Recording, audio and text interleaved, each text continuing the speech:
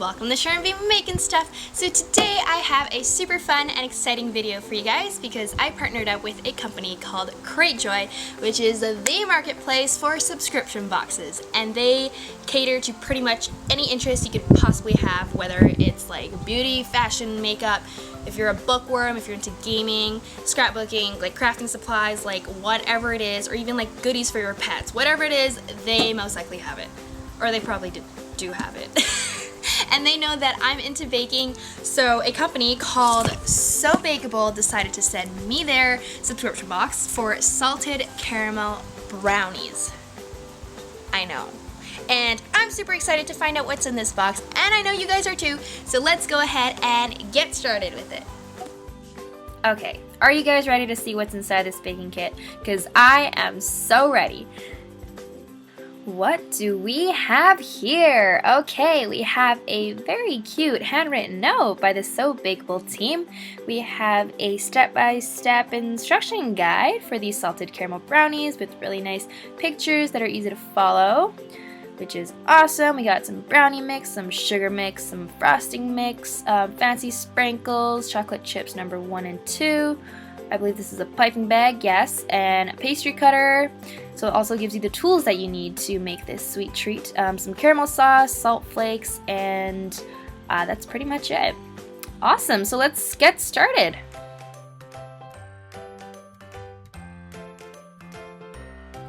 Alrighty, so the first thing I did was trace my brownie tray onto a parchment-lined cookie sheet, and this cookie sheet is for the chocolate planks that we will be making in step 2.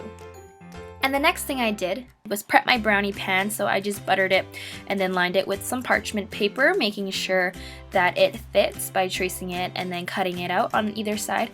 And then I just cut another piece that goes the opposite direction, so it covers all 4 sides of the brownie tray. So next I'm going to add half a cup of unsalted butter and my chocolate chip package number 1 to a heat-safe bowl, and I'm going to set that on top of a double boiler and melt the chocolate until it is nice and smooth. So what that basically means is just filling a saucepan 1/3 of the way full with water, bringing that to a boil, and then placing your bowl onto the saucepan, making sure that the water does not touch the bottom of the bowl, and you're just going to stir for a good 5 minutes on medium heat until the chocolate is nice and smooth and glossy. And after that, you're going to remove your chocolate from the heat and let it cool for a good 15 minutes until you move on to this step.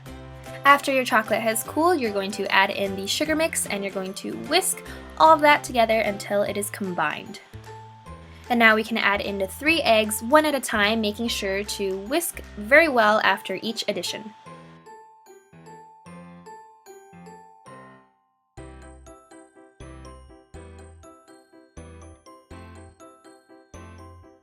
And now moving on to the last step of part 1, just go ahead and add in that brownie mix and just gently fold it in with a spatula until your batter is nice and smooth.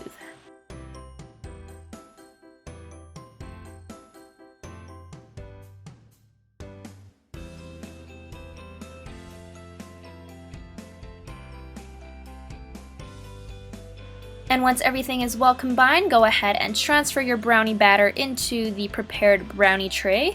And we're going to bake that in the oven for 350 degrees Fahrenheit for 32 to 35 minutes.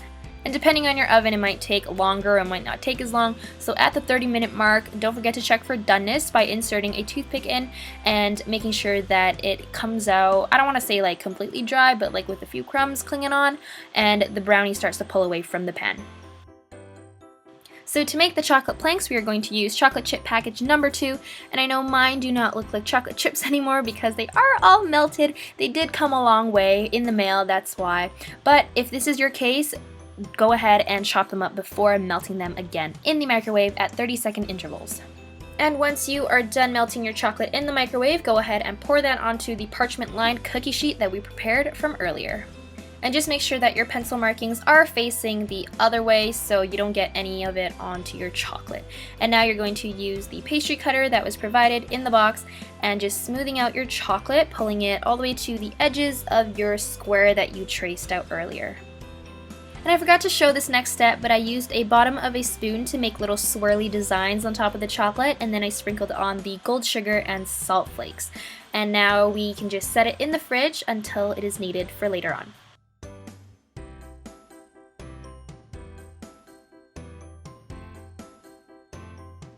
So moving on to the salted caramel buttercream, we're going to add the frosting mix and half a cup of unsalted butter into an electric mixer fitted with a paddle attachment.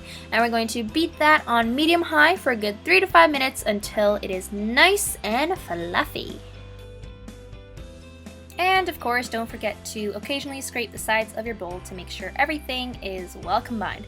And now we can add in the caramel sauce, so just add in the whole entire bottle, and at this point I just decided to throw in the rest of the salt flakes too, because why not? It's salted caramel anyway.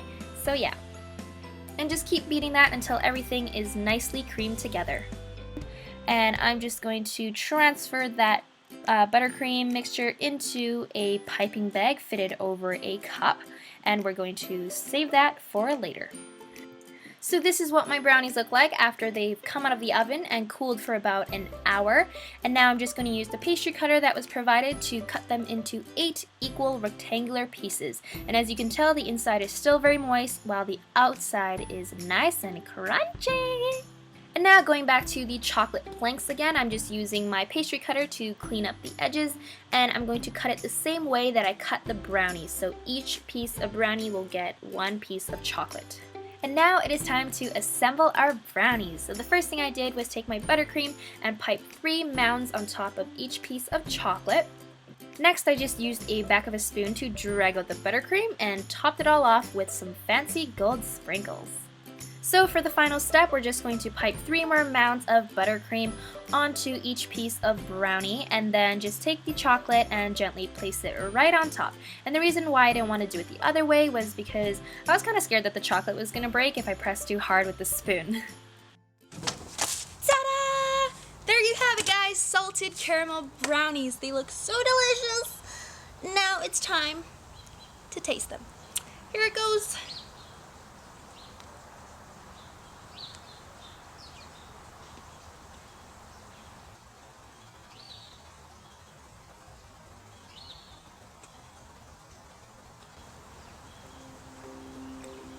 There's like icing all over my mouth, but I don't care, because this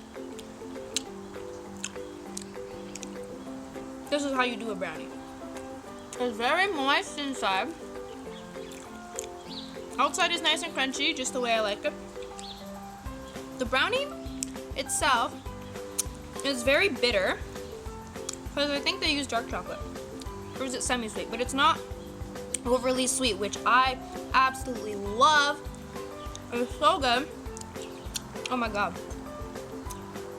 You guys definitely need to try this. SharonBeMakinStuff recommended. It's